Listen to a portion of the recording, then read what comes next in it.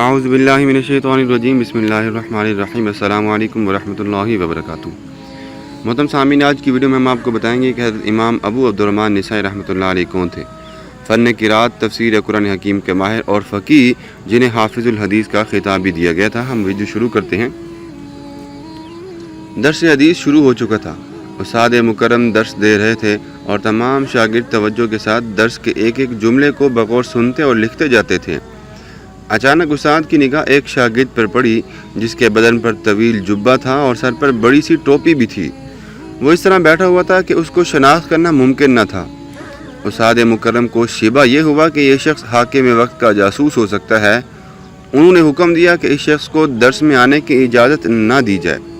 دوسرے دن درس کا آغاز ہوا۔ حاکم وقت کا جاسوس درس میں موجود نہ تھا، لیکن وہ تو موجود تھا۔ ایک دروازے کی آڑ لیے وہ بیٹھا تھا، لیکن کیا واقعی وہ حاکم وقت کا جاسوس تھا یا کوئی اور انسان تھا؟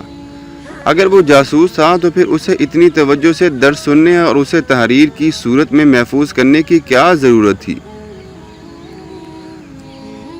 وہ تو یوں بھی دروازے کی آڑ میں چھپ کر بیٹھا تھا۔ اس واقعے کے خاصے عرصے بعد شہر کے ایک بڑے محدث، فقیہ اور عالم دین نے چند احادیث روایت کی، لیکن انہوں نے عام محدثین کی طرح حدثنا و اخبرنا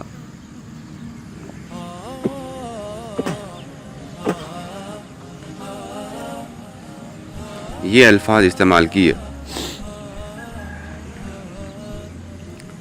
اور انہوں نے ایسا کیوں کیا؟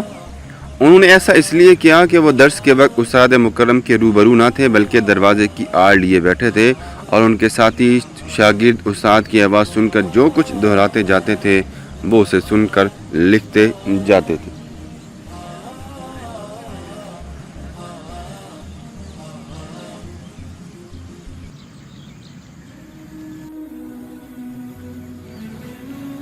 اب سوال یہ پیدا ہوتا ہے کہ انہیں دروازے کی آڑ لے کر بیٹھنے کی کیا ضرورت تھی؟ اس کا جواب یہ ہے کہ استاد مکرم حارث بن مسکین اسے اپنے شاگرد سے کسی بات پر خفا تھے، لیکن استاد کے درس کی دولت سے وہ محروم ہونا شاگرد کے لیے یہ بات مناسب نہ تھی۔ وہ کسی قیمت پر بھی اس کو گوارا نہ کرنا چاہتے تھے۔ چنانچہ وہ پہلے تو طویل جبہ اور بڑی سی ٹوپی زیب تن کر کے درس میں پہنچتا تھا تاکہ استاد اسے پہچان نہ سکے، لیکن جب انہوں نے استاد مکرم کے سامنے ان کا چہرہ واضح ہو گیا تو استاد نے اسے حکمراں کا جاسوس سمجھ کر درس میں آنے سے روک دیا، تو اب وہ دروازے کی آڑ میں چھپ کر درس میں شریک ہونے لگا۔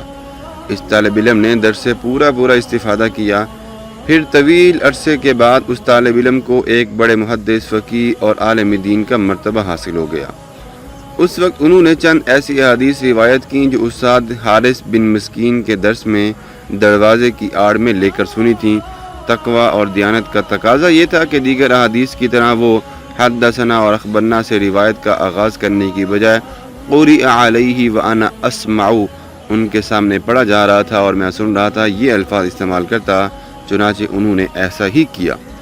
یہ محدث، عالم دین، فقیہ بزرگ تھے امام ابو عبدالرحمن نسائی، جو حدیث نبوی صلی اللہ علیہ وسلم کے 6 مستند ترین مجموعوں صحاح ستہ میں سے ایک کے مؤلف سنن نسائی کے لکھنے والے ہیں۔ سنن نسائی کی تالیف آپ کا ایک بہت بڑا علمی کارنامہ ہے۔ ہم انہی کے بارے میں مزید بات کریں گے، ہمارے ساتھ رہیے گا۔ امام ابو عبدالرحمن نسائی، امام نسائی کا نام احمد اور کنیت ابو عبدالرحمن ہے، اور آپ کے والد کا نام شعیب بن علی ہے۔ بعض مورخین نے یہ بھی لکھا ہے کہ علی بن شعیب ہے، لیکن یہ درست نہیں ہے۔ امام نسائی حافظ الحدیث کے لقب سے مشہور ہیں۔ امام صاحب کو نسائی ان کے شہر کی نسبت سے کہا جاتا ہے۔ وہ خراسان کے شہر نیسا میں پیدا ہوئے۔ یہ شہر مرو اور نیشا پور کے قریب واقع تھا اور علم و فن کا بڑا مرکز سمجھا جاتا تھا۔ نسا سے نسبت ظاہر کی جاتی ہے۔ نسائی اور نسوی دونوں طرح لکھا جاتا ہے۔ امام نسائی رحمۃ اللہ علیہ نے اگرچہ بعد میں مصر کو اپنا مرکز بنا لیا تھا، تاہم شہر نساء کو ان کی جائے پیدائش ہونے کا شرف بھی حاصل ہے اور وہ اسی نسبت سے مشہور بھی ہیں۔ امام نسائی رحمۃ اللہ علیہ کی پیدائش کے بارے میں اگر ہم بات کریں تو 215 ہجری میں آپ پیدا ہوئے، اگرچہ بعض مورخین یہ بھی کہتے ہیں کہ 214 میں ہیں۔ خود امام نسائی رحمۃ اللہ علیہ نے بھی یہ خیال کیا ہے کہ 215 ہیں۔ یہ مامون الرشید کا زمانہ خلافت تھا۔ آپ نے اپنی زندگی میں 12 عباسی خلفاء کا دور حکومت بھی دیکھا۔ آپ کا انتقال 18ویں عباسی خلیفہ مقتدر باللہ کے دور میں ہوا۔ امام نسائی رحمۃ اللہ علیہ نے ابتدائی تعلیم خراسان میں حاصل کی، 15 برس تو وہ نساء میں ہی تعلیم حاصل کرتے رہے۔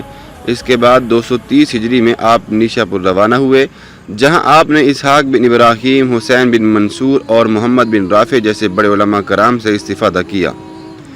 اس کے بعد آپ بغداد تشریف لے گئے، جہاں اس وقت کے مشہور امام الحدیث قتیبہ بن سعید سے اکتساب علم کیا۔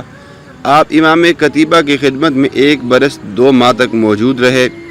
اس کے بعد امام نسائی نے اپنی تشنگی علم کو بجھانے کی خاطر عراق، شام، مصر، الجزائر اور دیگر ملکوں کا سفر بھی کیا اور جید علماء کرام، فقہاء اعظام اور بلند پایہ محدثین سے علم کی بیش بہا متاع حاصل کی۔ اس زمانے میں ذرائع آمد و رفت محدود تھے اور راستے بھی دشوار گزار تھے، لیکن آپ کے سمندر شوق کو راہ کی دشواریاں کبھی بھی نہ روک سکیں۔ امام نسائی رحمۃ اللہ علیہ کے استاذ محترم کی تعداد بہت زیادہ بتائی جاتی ہے، چند کے نام ہم آپ کو بتاتے چلتے ہیں۔ امام بخاری، امام داؤد رحمۃ اللہ علیہ، امام احمد، اسحاق بن راہویہ، اسحاق بن حبیب الشہید، سلیمان بن الاشعث، اسحاق بن شاہین، حارث بن مسکین۔ قرات کا علم امام نسائی نے احمد بن نصر نیشاپوری اور ابو شعیب موسوی سے حاصل کیا تھا۔